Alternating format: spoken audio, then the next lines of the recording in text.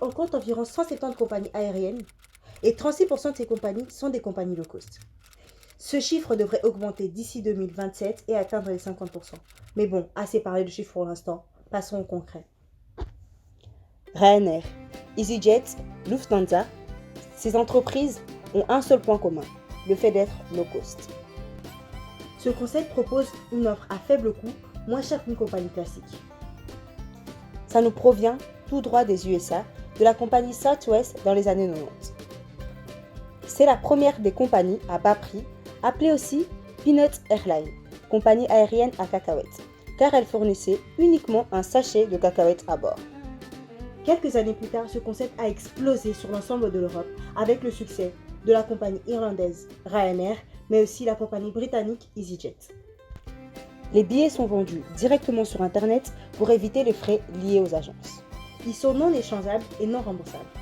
Les compagnies low cost privilégient les vols directs uniquement et n'assurent donc pas de correspondance et le transport de bagages entre vols. Ils utilisent des aéroports secondaires ou des terminaux plus petits. La procédure d'enregistrement sans réservation de siège est d'autant plus simplifiée. Le nombre et le poids des bagages en cabine est limité et idem pour la soute, et surtout que là, c'est payant. Les cabines accueillent plus de passagers grâce au fait que les sièges sont plus petits. Tous les repas et prestations services sont payants. Il y a une forte publicité à bord de l'avion. Un seul type d'avion est utilisé pour réduire les coûts d'entretien. Le nombre d'employés est réduit, ce qui entraîne une rotation des postes. Il y a très peu, voire pas du tout de budget marketing. Le choix d'aéroports secondaires moins chers et moins encombrés permet des escales rapides. Il y a plus de 20 compagnies low cost qui transportent chaque année 1,3 milliard de passagers, ce qui représente 100 000 vols par jour. C'est bien beau. Le moins cher coûte cher à la planète, car le transport aérien est de loin l'alternative qui pollue le plus la planète à cause de l'émission de gaz à effet de serre. Et pour le climat, aviation rime avec pollution. Un avion émet environ 1 tonne de CO2. C'est en moyenne ce qu'émet une personne pour se chauffer pendant un an. Les avions sont responsables de 2% d'émissions de CO2 dans le monde et de 5% de réchauffement climatique. En effet, le kérosène n'est pas taxé en vertu de la Convention de Chicago de 1944. Et les billets d'avion sont exonérés de TVA dans la plupart des pays. La Belgique fait partie des 12 pays européens qui ne taxent pas du tout le transport aérien. Dans le monde, les émissions de CO2 de l'aviation ont augmenté de 70% en 20 ans. Le décollage et l'atterrissage sont les étapes les plus énergivores et produisent environ 25% des émissions pour un vol de plus de 800 km.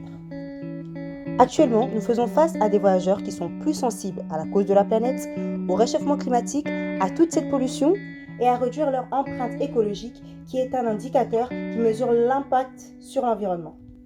Ce qui oblige les agences de voyage, mais surtout aux entreprises, de changer leur modèle économique.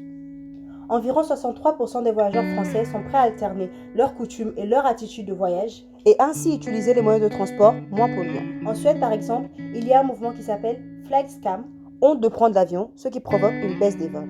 Suite à ça, les compagnies et États se sont tournés vers des modèles plus écologiques. Comme le programme Corsia, dont 191 pays membres de l'Organisation de l'aviation civile internationale ont adhéré et cherchent à limiter les émissions de gaz à effet de serre durant les prochaines années. Par exemple, en utilisant des avions plus économes, des carburants moins polluants, mais malgré tout cela, on constate quand même un effet rebond. Ce qui veut dire l'efficacité énergétique accroît la demande. La compagnie Ryanair a réduit son émission de gaz à effet de serre de 50% par rapport au seuil de l'Union européenne. Et projette d'encore diminuer de 40% sa consommation de carburant grâce à l'arrivée de 210 nouveaux Boeing 737 MAX. KLM soutient financièrement un projet d'avion plus éco-efficient. Et d'ici 2022, elle utilisera du biocarburant qui produit 85% de CO2 en moins que le kérosène. Alors, comment agir en tant que consommateur ? En prenant moins souvent l'avion et surtout quand il s'agit des vols domestiques.